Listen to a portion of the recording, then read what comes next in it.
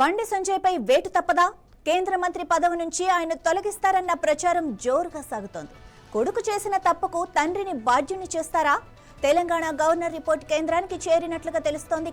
అధిష్టానం నిర్ణయం ఎలా ఉండబోతోంది? బండి సంజయ్ స్థానంలో ఎవరికి అవకాశం దక్కనుంది? ఈ పొలిటికల్ హీట్ పై ఓ లుక్కేసిద్దాం.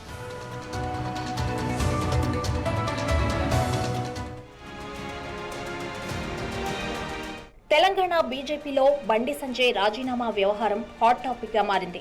ఆయన కొడుకు భగీరథ్ పై నమోదైన కేసు, ఆ తర్వాత జరిగిన పరిణామాలు ఇప్పుడు బండి సంజయ్ పదవికే ఎసరు తెచ్చేలా ఉన్నాయి. భగీరథ్ వ్యవహారంపై తెలంగాణ గవర్నర్ కేంద్రానికి ఒక నివేదిక పంపినట్లు సమాచారం. ఈ నివేదిక ఆధారంగానే కేంద్ర హోంశాఖ సహాయ మంత్రి బండి సంజయ్ పై చర్యలు తీసుకునే అవకాశం ఉందని రాజకీయ వర్గాల్లో చర్చ జరుగుతోంది.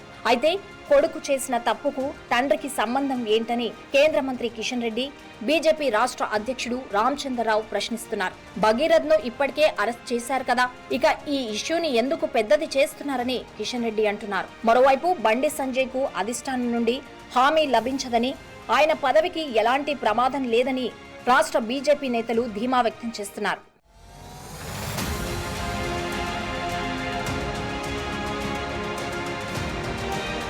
ఇప్పుడు మా పార్టీ లీడర్ అండి, ఆయన తప్పు చేస్తే మేము ఎందుకు చేసుకురాము? ఆయన తప్పు చేయలేదు కదా.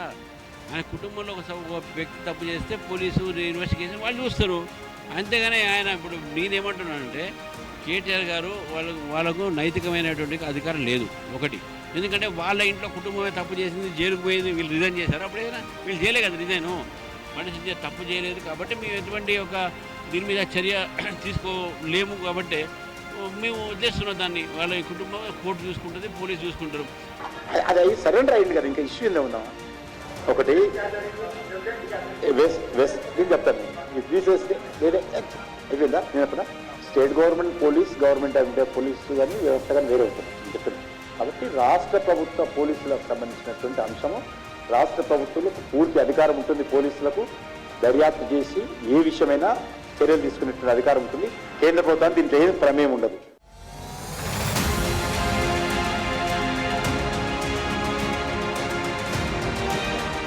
జాతీయ స్థాయిలో మాత్రం వేరే ప్రచారం జరుగుతోంది. జూన్ మొదటి వారంలో కేంద్ర మంత్రివర్గ విస్తరణ ఉండొచ్చని, అందులో భాగంగా బండి సంజయ్ ను తప్పించడం ఖాయమని అంటున్నారు. ఆయన స్థానంలో రాష్ట్రం నుండి మరొకరికి అవకాశం ఇవ్వాలని బీజేపీ అధిష్టానం భావిస్తున్నట్లు తెలుస్తోంది. ఈ రేసులో ముఖ్యంగా నిజామాబాద్ ఎంపీ ధర్మపురి అరవింద్, డీకే అరుణ పేర్లు బలంగా వినిపిస్తున్నాయి.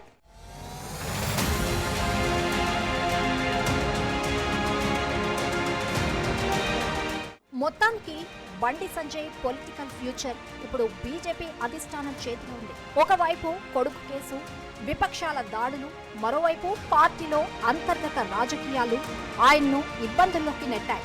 రాబోయే మంత్రివర్గ విస్తరణలో ఆయనకు ఉద్వాసన పలుకుతారా లేక ఆయన్నే కొనసాగిస్తారా అనేది మరికొద్ది రోజుల్లో తేలిపోతుంది.